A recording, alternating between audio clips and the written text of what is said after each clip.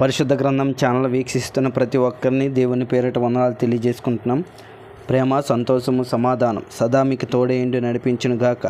నిన్నటి దినాన ప్రసంగి గ్రంథం 5వ అధ్యాయం చదువుకున్నాం. ఈరోజు ప్రసంగి గ్రంథం 6వ అధ్యాయం చదువుకున్నాం. సూర్యుని క్రింద దురావస్తు ఒకటి నాకు కనబడెను. అది మనుషులకు బహు విశేషముగా కలుగుచున్నది. ఏమనగా, దేవుడు ఒకనికి ధనధాన్య సమృద్ధిని ఘనతను అనుగ్రహించును. అతడు ఏమేమి కోరినను అది అతనికి తక్కువ కాకుండును. అయినను దాన్ని అనుభవించుటకు దేవుడు వానికి శక్తిని అనుగ్రహింపడు. అన్యుడు దాన్ని అనుభవించును. ఇది వ్యర్థముగాను గొప్ప దురావస్తుగాను కనబడుచున్నది. ఒకడు 100 మంది పిల్లలను కని దీర్ఘాయుష్మంతుడై చిరకాలము జీవించినను అతడు సుఖానుభవము నెరుగకయు తగిన రీతిని సమాధి చేయబడకయు ఉండిన ఎడల వాని గతి కంటే పడిపోయిన పిండము యొక్క గతి మేలని నేను అనుకొనిచున్నాను. అది లేమిడితో వచ్చి చీకటిలోనికి పోవును. దాని పేరు చీకటి చేత కమ్మబడెను. అది సూర్యుని చూచినది కాదు, ఏ సంగతియు దానికి తెలియదు. అతని గతి కంటే దాని గతి నెమ్మది గలది.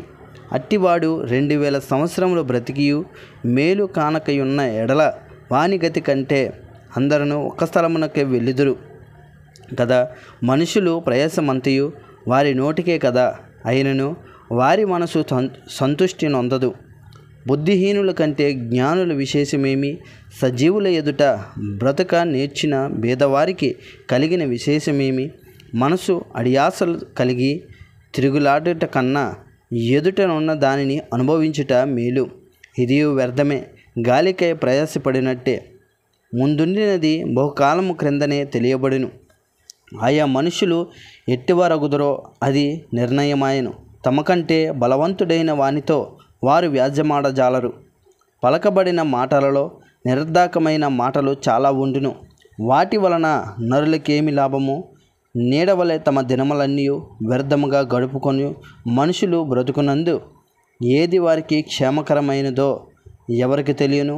వారు పోయిన తరువాత ఏమి సంభవించునో ఎవరితో చెప్పగలరు? ఇంతటితో ప్రసంగి గ్రంథం 6వ అధ్యాయం పూర్తయింది. రేపటి దినాన ప్రసంగి గ్రంథం 7వ అధ్యాయం చదువుకుందాం. ప్రేమ, సంతోషము, సమాధానం సదా మీకు తోడేండి నడిపించును గాక. ఆమెన్.